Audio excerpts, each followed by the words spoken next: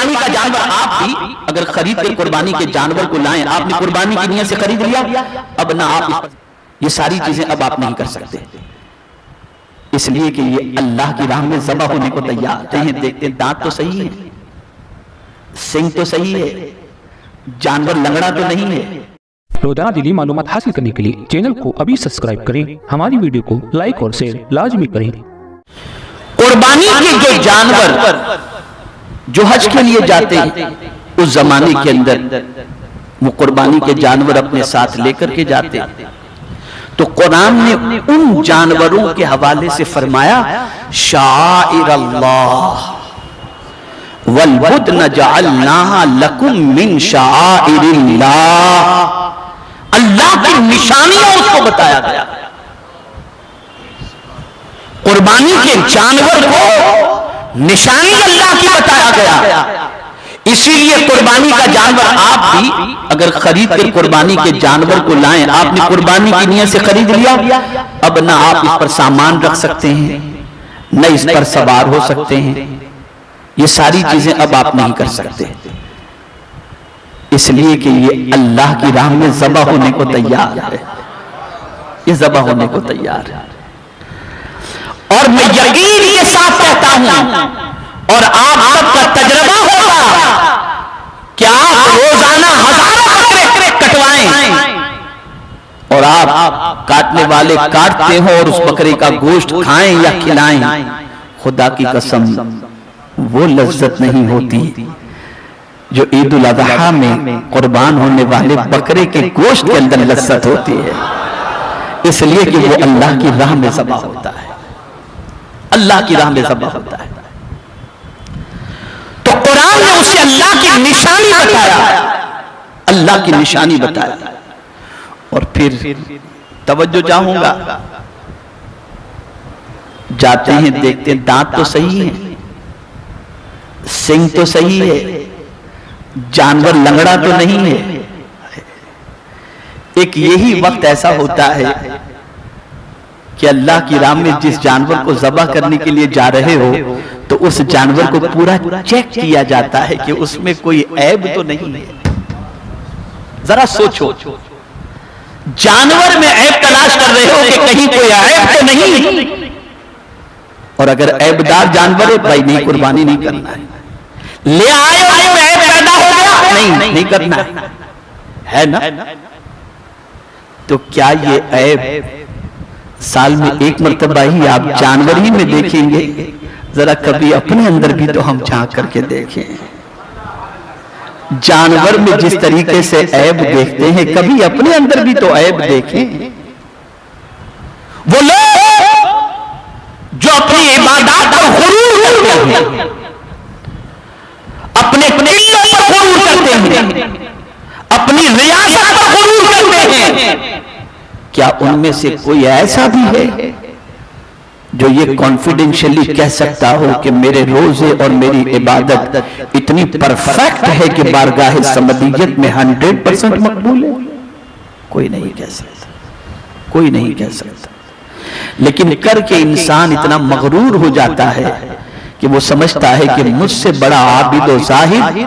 کوئی دوسرا ہے ہی نہیں۔ نادانوں یاد رکھو، جس طریقے سے عیب دار جانور کو آپ دیکھ رہے ہو اور آپ اس کی تحقیق کر رہے ہو، جانور کو اپنا عیب نظر نہیں آتا،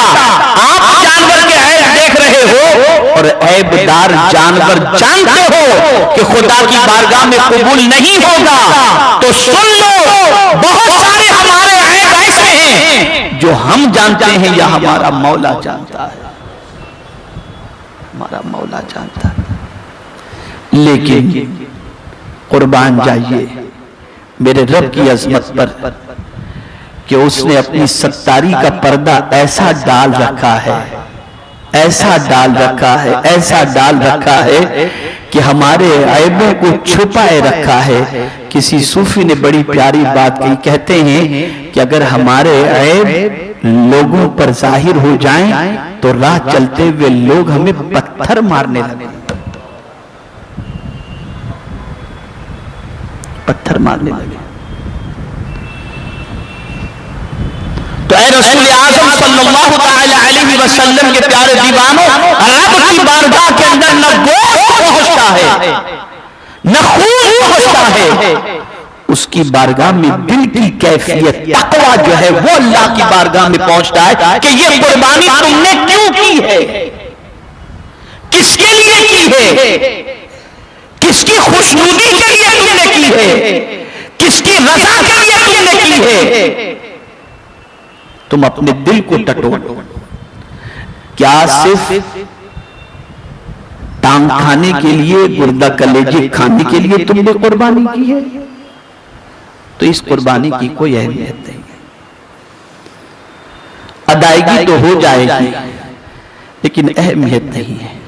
اس لیے کہ گوشت نہیں پہنچتا، دل کا تقوی پہنچتا ہے،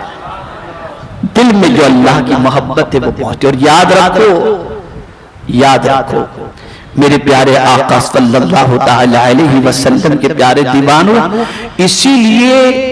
اللہ کی نشانیوں کی تعظیم پر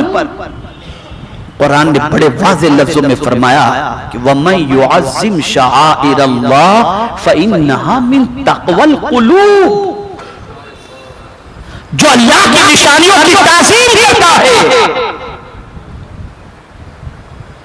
اس کا دل متقی ہے، اس کے قلب کو اللہ نے تقوی والا بنا دیا ہے۔ اور تقوی بڑی عظیم چیز ہے، تقوی بڑی عظیم چیز ہے، اتنی عظیم چیز ہے، اتنی عظیم چیز ہے کہ اگر کسی کو خدا سے قریب ہونا ہے تو بھی تقوی اختیار کرے، اور کسی کو مصطفیٰ پیارے سے قریب ہونا ہے تو بھی تقوی اختیار کرے۔ حضرت معاذ بن جبل رضی اللہ تعالی عنہ کو میرے آقا صلی اللہ علیہ وسلم نے یمن کا گورنر بنا کر بھیجا، جب جانے لگے تو ارشاد فرمایا معاذ اب تم جب یمن سے پلٹ کر آؤ گے تو میری ملاقات نہیں ہو سکے گی۔ معاذ اللہ جو کہتے ہیں رسول اعظم کو غیب کا علم نہیں، میں پوچھنا چاہتا ہوں حضرت معاذ کو جب سرکار نے فرمایا تو معاذ یہ نہیں پوچھتے کہ سرکار آپ کو کیسے معلوم کہ آپ پردہ فرما جائیں گے، نہیں، بلکہ رو پڑتے ہیں،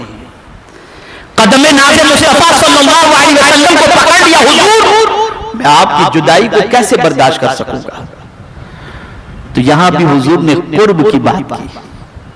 قرب کی بات، ارشاد فرمایا اے معاذ کیا تم چاہتے ہو کہ قیامت میں مجھ سے قریب رہو؟ تم چاہتے ہو کہ قیامت میں مجھ سے قریب رہو؟ عرض کرتے ہیں ہاں یا رسول اللہ صلی اللہ علیہ وسلم۔ میرے آقا نے فرمایا علیکم بالتقوی، تقوی کو اختیار کرو، قیامت میں تم مجھ سے قریب رہو گے، قریب رہو گے۔ تو عرض یہ کر رہا تھا میرے پیارے آقا صلی اللہ علیہ وسلم کے پیارے دیوانوں،